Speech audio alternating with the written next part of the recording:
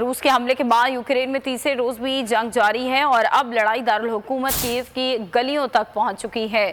Ukraine کی military command نے روس کے 3500 فوجیوں کو مارنے کا دعویٰ کیا۔ روسی وزارت دفاع کا کہنا ہے کہ روسی فوج نے یوکرین کے شہر میلتوپول پر قبضہ بھی کر لیا ہے اور یوکرین میں فوجی اہداف کو کروز میزائلوں سے نشانہ بنا رہے ہیں۔ روس یوکرین جنگ کیف کی گلیوں میں داخل، تیسرے روز بھی فریقین میں جھڑپیں، یوکرین کا ہزاروں روسی فوجیوں کی ہلاکت کا دعویٰ۔ یوکرین کے شہروں خرسون، میکولیف اور ڈیسا کے قریب لڑائی جاری ہے۔ روسی وزارت دفاع کا کہنا ہے کہ کیف کا چاروں جانب سے گھیراؤ کر چکے ہیں۔ یوکرین میں موجود فوجی اہداف کو نشانہ بنانے کے لیے کروز میزائلوں کا استعمال کیا جا رہا ہے۔ یوکرینین صدر نے امریکہ کی انخلا میں مدد کی درخواست مسترد کرتے ہوئے کہا انہیں اینٹی ٹینکس ہتھیاروں کی ضرورت ہے، نہ کہ فرار کے لیے ٹرانسپورٹ کی۔ روسی وزارت دفاع نے اہم شہروں میلتوپول پر بغیر لڑائی کے قبضے کا دعویٰ بھی کیا ہے۔ دوسری طرف خبر ایجنسی کا کہنا ہے کہ دونوں فریقوں میں لڑائی جاری ہے۔ اب تک سینکڑوں شہری اور فوجی ہلاک ہو چکے ہیں۔ روسی وزارت دفاع نے مزید بتایا کہ شہریوں کی اکثر تعداد بمباری کے باعث سب وے اسٹیشنز میں پناہ لینے پر مجبور ہو چکی ہے۔ دوسری طرف ملک میں جاری جنگ کے باعث اشیاء خودنوش کی شدید قلت پیدا ہو گئی ہے۔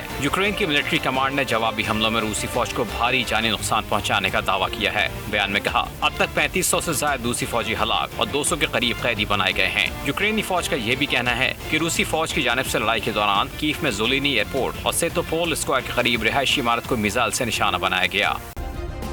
سبسکرائب کریں اور بیل دبائیں تاکہ کوئی خبر رہ نہ جائے۔